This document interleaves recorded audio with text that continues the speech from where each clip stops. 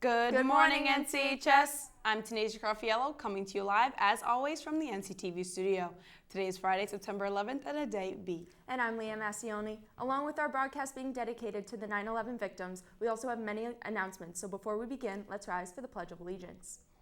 I pledge allegiance to the flag of the United States of America and to the republic for which it stands, one nation, under God, indivisible, with liberty and justice for all. Our top story is paying tribute to those who lost their lives 14 years ago today. Almost 3,000 people died when the cities of New York and Washington, D.C. were attacked by a group of 19 terrorists. Many of these deaths were among police, fire departments, and other first responders. NCTV spoke with a New Canaan firefighter about his experience during 9/11. You saw, people were handing out water, a granola bar, just something to contribute, which was important. It really let everybody know that, this country is strong. We now ask you to join us in another moment of silence to remember all those who have suffered from the events of that day.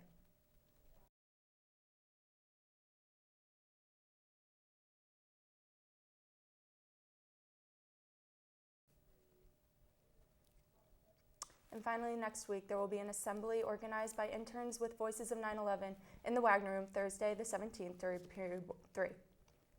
The Service League of Boys are holding their new member meeting next week. For more on that, we go to Russell Walker. Good morning, New Canaan High School. I'm in the lounge where the Service League of Boys, also known as SLOBs, holds their monthly meetings. The Service League is starting up again for all boys in 9th, 10th, and 11th grade.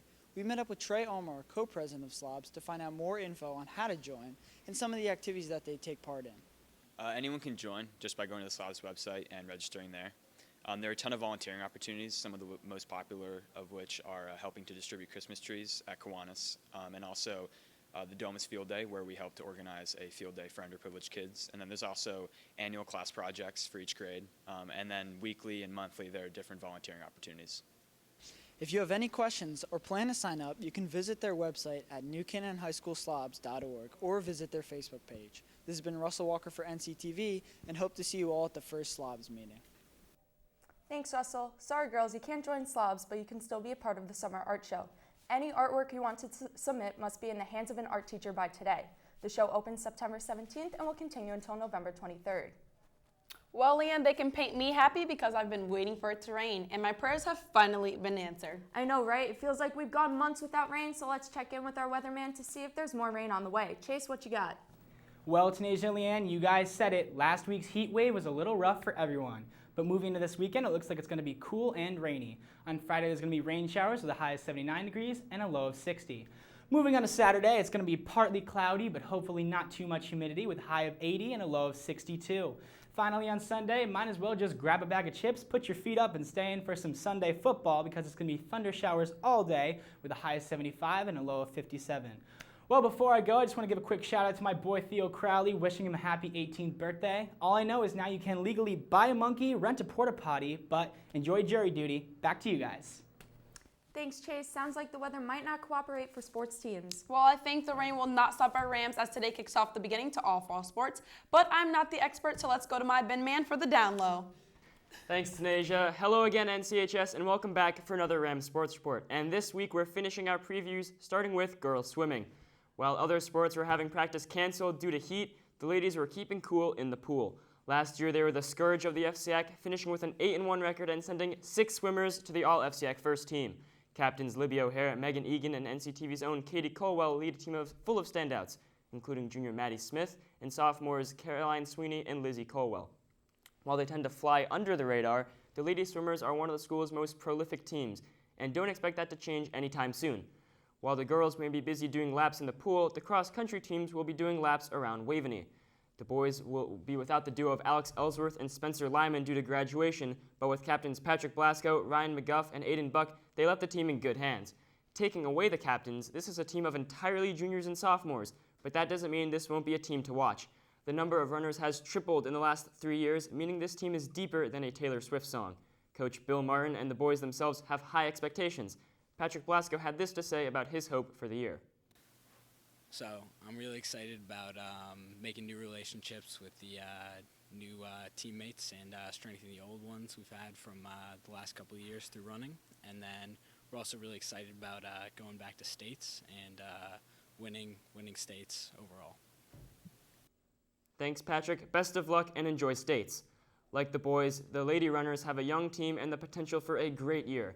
They only have 2 seniors on the whole roster, captains Amanda Dobbin and Lindsay Miller. However, with many young runners on the rise, watch for this team to improve on their 12-6 record from last year. Sophomore Callie Brannon and junior Drew Davis were both top runners on last year's squad and will look to be young leaders in a youthful group. Finally, the biggest of all fall sports, the football team. The boys obviously have big shoes to fill as last year's team won the state championship. This year, despite losing a number of key seniors, including Zach Allen and Alex LaPolice, the outlook looks bright yet again. The team retains Penn State commit Mike Collins as quarterback, who, alongside Mike Cognetta, Cass Knox, and Gardner Reed, will captain the squad. However, they're not the only weapons on the team. With over 80 players from grades 10 to 12, the team has an incredible group to choose from and should continue its trend of fielding one of the best teams in the state. The boys have a scrimmage tomorrow at Dunning at 5, so be sure to stop by. As much as I'd like to stay, like the Deflategate hearing, this has gone on a pretty long time. Today, the fall sports season officially begins, so next week we'll have all your scores. This is Ben Wells. Back to you guys. Thank you, Ben. Before we go, we would like to wish a very happy birthday to Theo Crowley, Clark Grigsby, Lauren Smith, and Spencer Williams. This has been Leanne Massioni. And I'm Tanisha Carfiello. NCTV's Sora Cordes and David Wilson spent time talking to the firefighters about the 9/11 attacks. We'll leave you with a few snippets from that, but look for the full version on Channel 78 next week. Don't forget, Monday is Rosh Hashanah, so have a great 3-day weekend in CHS.